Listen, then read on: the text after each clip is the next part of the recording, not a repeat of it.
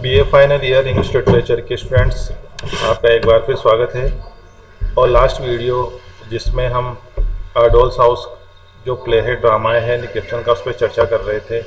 उसके प्लॉट को पढ़ लिया था, हमने पढ़ रहे थे और उसके बारे में हमने सेकंड एक्ट तक उसको पढ़ लिया था।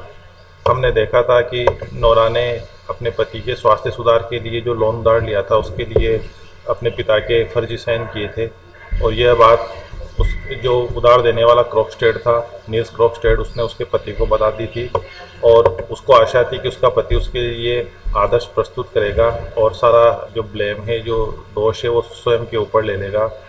उससे आगे हम देखते हैं कि नोरा के साथ क्या होता है।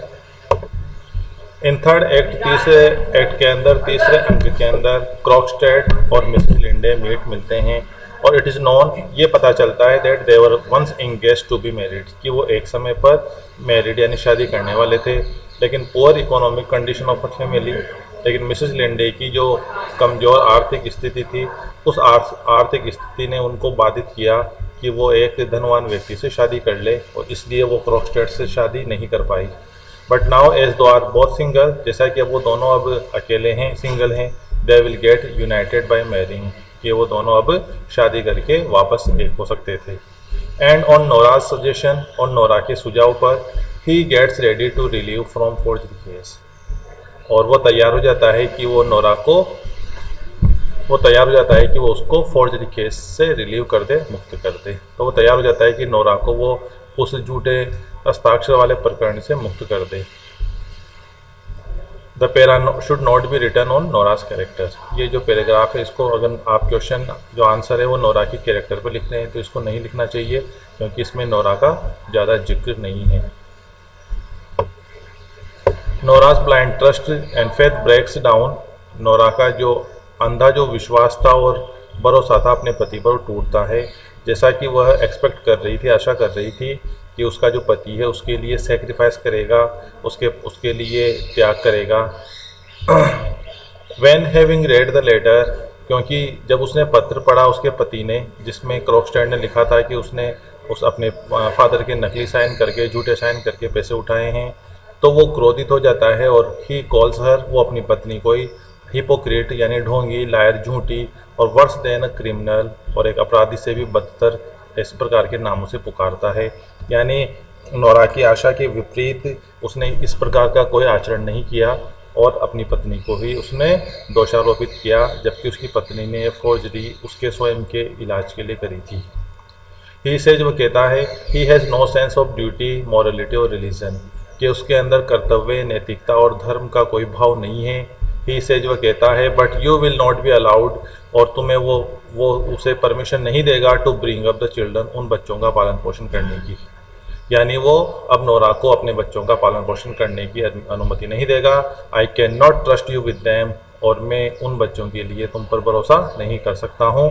इस प्रकार वो अपनी ही पत्नी को डांटता है, फटकारता है, गुस्सा करता है।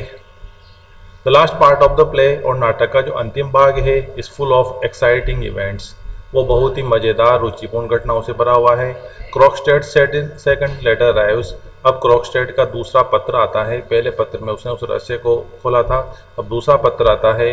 रीडिंग इट, और इसे पढ़कर, हेलमर इज़ हैप्पी, हेलमर काफ़ी खुश है, और फॉरगिव्स हर फॉर ऑल, और वो अपनी पत्नी को सभी बातों के लिए माफ़ कर देता है।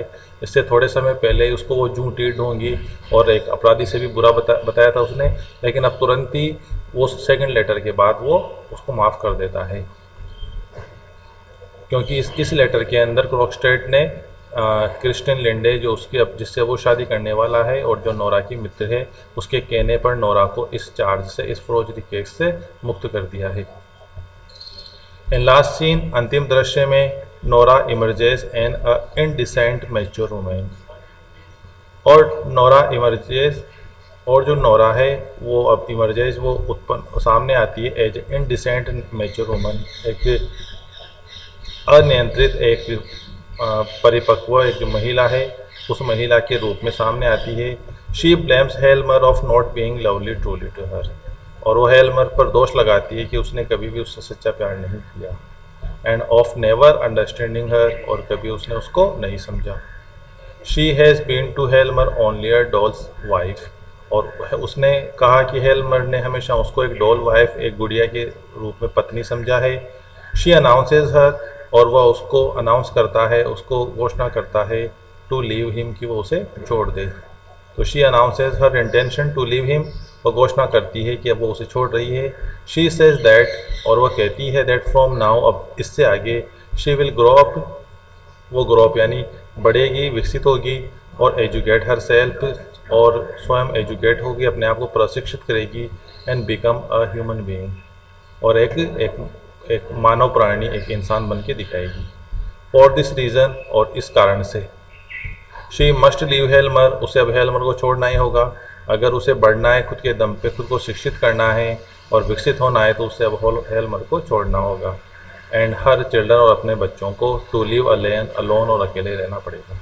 And she leaves the house, और वो घर को छोड़ देती है, without looking at her children, अपने बच्चों की ओर बिना देखे वो अपने घर को छोड़ देती है। And plays and with the sound of the closing door, और दरवाज़ा बंद होने की आवाज़ के साथ ही ये जो नाटक है वो ख़त्म हो जाता है।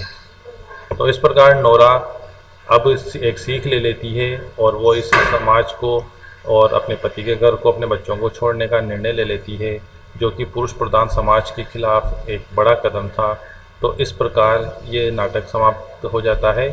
तो आप इसका अध्ययन करें। अगले वीडियो में फिर इसी प्ले के ऊपर हम और डिस्कशन करेंगे। Thank you very much.